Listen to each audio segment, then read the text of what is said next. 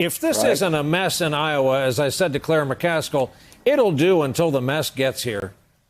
Well, the other things that worry me, apparently the turnout in Iowa was not what I would expect it, other people would expect it. I know the numbers are still coming in, but people are telling me it's more like 2016, 2018.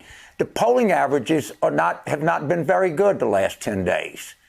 And I've seen some pretty good polls that show enthusiasm among Democrats is not as high as we might like it. So there's something as people are watching this process that is concerning them. I do want to take the chance to congratulate Mayor Pete and his staff. That was a remarkable night that they had in Des Moines. But I think this is not going particularly well so far. And why is Tom Perez still the chairman of the Democratic National Committee? I have no idea. This party needs to wake up and make sure that we talk about things that are relevant to people. We need to go back to 2018, where we had good, diverse, strong candidates that had real connections to the community and talked about real things. We don't need to become the British Labour Party. That's a bad thing. It's not going well over there. So Democrats, and now I want to see these candidates, and Mayor Pete's got something going. Hopefully Senator Warren can become that student at the University of Houston, that single mother that knows that plights that people go through. Who knows? Maybe Mayor Mike can come on. But right now, I got to tell you, I'm not very impressed.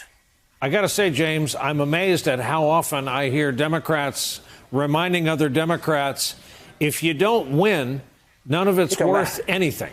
Nothing. Without power, there's nothing. There's only one moral imperative in this country right now, and that is to beat Donald Trump. That's the only moral imperative. It's the only thing I want to hear. Until we understand that. We win every argument, Brian. We win an argument on anything. We don't win elections because we talk about stuff that is not relevant. We had a great experience in 2018, and the day after, we started all this goofy stuff. So hopefully we got time to jerk this thing back and be about health care and prescription drug prices and education and infrastructure and climate and diplomacy and rejuvenating, whatever it is. But this is not happening so far. And we can't act like this is going well. We can't come out and put 3 wonderful talking points. We need to, these campaigns have got to be more relevant. For God's sake, Senator Warren, get real out here and let's move this thing along. I mean, we got to do that. Joe Biden barely fit on the graphic we have next to you. Came out of there 4th place last night. What do you make of Joe Biden and his campaign? He has had an honorable life in politics. All right. This is just not the time. And so what's happened is he blocked out access from my guy, Michael Bennet, from my dear friend, Governor Bullock. Blocked out access from Senator Booker. Probably some people that were going to run didn't run because he was in the race. And he's going to, maybe he'll come back, but he's going to have a difficult time. This is not a very good night for him, to say the least. Who should chair the Democratic Party? I don't know. Ask Nancy Pelosi. That's my idea. Come on, Speaker. We got to get somebody in there. Now, I think this thing in Milwaukee is not off to a good start. I see all kinds of things that are very concerning there. And also, I'm just looking at the mega polling averages. I'm looking at public opinion right now. And frankly, we got to snap back and get this thing going, or I don't even think about what would happen if we had 4 more years of Trump. But this is so far not so good. That's my analysis. As I always say, you can't run a Whole Foods race, and what I insist is still a Campbell's Soup nation. Ari Melber has a few questions for you. Ari? Thank you, Brian. James, good to see you on a big night. Thank you. Yes, sir. You look at the numbers we now have. More people showed up to their caucus sites, according to the new numbers, in the first alignment backing Bernie Sanders than anyone else.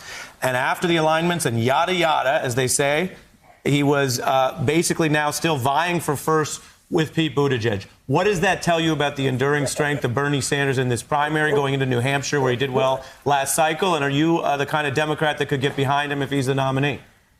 Well, I'll get behind him. Of course, I vote for him. They don't have no choice. But look at the British Labour Party. I mean, we're like talking about people voting from jail cells. All right, we're talking about not having a border. I mean, come on, people. Every day, people are out there struggling. We're trying to get votes in northern Wisconsin and western Pennsylvania. You're concerned that you consider Bernie Sanders for open borders and for incarcerated people voting. Is that what you're? He said he's not. He said that we should give people a ticket. All right.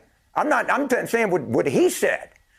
If you read Ron Brownstein, he's got $35 trillion in spending. Or read all of the thing. I'm saying, of course, I would vote for him. But I don't want the Democratic Party of the United States to be the Labor Party of the United Kingdom.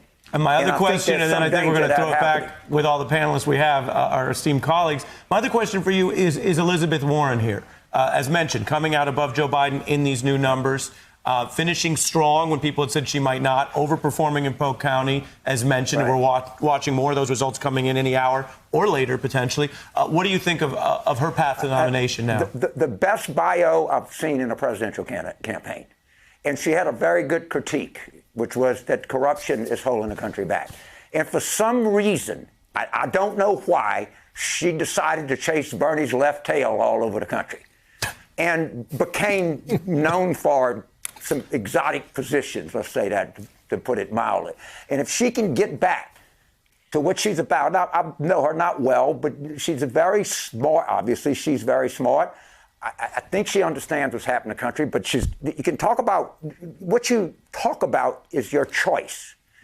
And I just hope that she gets back to talking about being that afraid single mother, going to the University of Houston, working, and knowing the struggles that people go through, and not be so technocratic or programmatic or anything else, but say, I have the skill to put this to work, to improve your life. And I think that would be good. I love her daycare plan. I mean, she has some things that she can do. She's got a second win here. She better, she's got to get serious. James, you're about to. Hey, I'm Ari Melber from MSNBC. You can see more of our videos right here, or better yet, subscribe to our YouTube channel below. You could have been anywhere in the world, but you're here with us, and we appreciate that.